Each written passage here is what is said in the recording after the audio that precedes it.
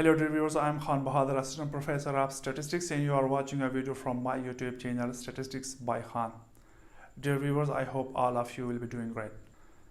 Dear viewers, this YouTube channel Statistics by Khan has been created for basic statistics with a view to help the beginner students of statistics, the researchers of all fields, and other learners of basic statistics.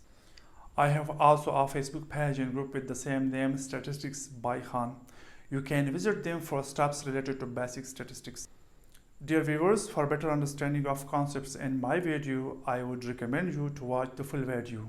After watching the full video, I assure you, you will understand the concepts very clearly. In today's lecture, we are constructing confidence interval for the mean of non-normal population with unknown population standard deviation, but when the sample size is large. So let's start the lecture. Confidence interval for the mean of non-normal population when the population standard deviation is unknown, but the sample size is sufficiently large. The population in this case is non-normal and the population standard deviation is also unknown, but the sample size is sufficiently large. So in this case, we are constructing confidence interval for the mean of non-normal population. Now again, on the basis of central limit theorem, the sampling distribution of the sample mean x bar will be approximately normal, and hence we will do the whole computation under the standard normal distribution. All the steps will be carried out under the standard normal distribution. So now for this too, we are taking a numerical example in order to make the mechanism very much clear. So let's take the numerical example. Okay, so these are the information, and on the basis of this information, we are constructing 99% confidence interval for the mean of non-normal population. The population is non-normal and the population standard deviation is also unknown, as we have mentioned in the title. So these are the information. Population is non-normal, sample size is 100, sample mean x bar is 182, sample variance s square is equal to 299. The confidence level, which is denoted by 1 minus alpha, is equal to 99%.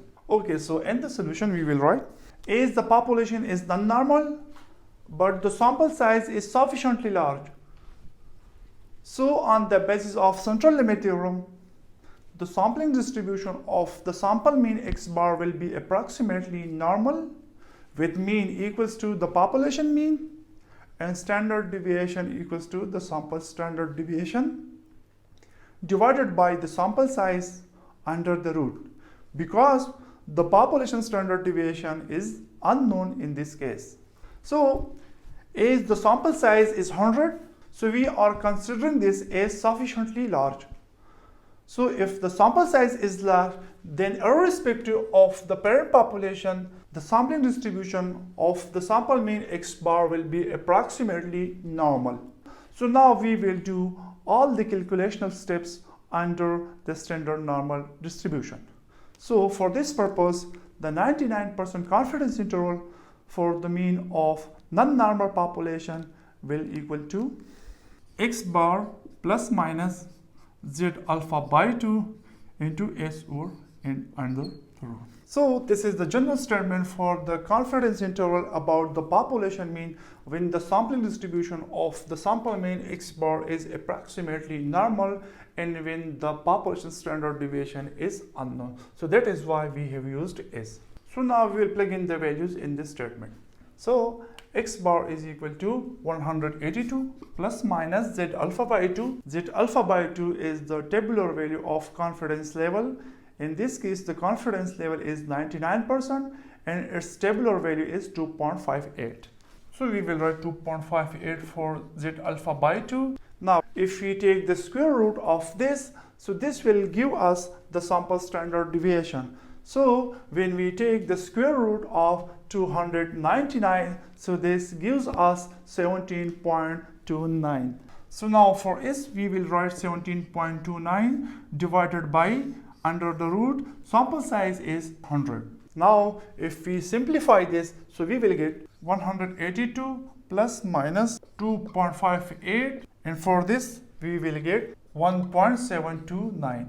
Further it will become 182 plus minus, if we multiply these two, so we will get 4.46, and in the final step we will subtract 4.46 from 182, that is 182 minus 4.46, and we will add 4.46 in 182. That is 182 plus 4.46. So if we simplify this, we will get 177.54. And similarly, if we simplify the other part, so this will become 186.46.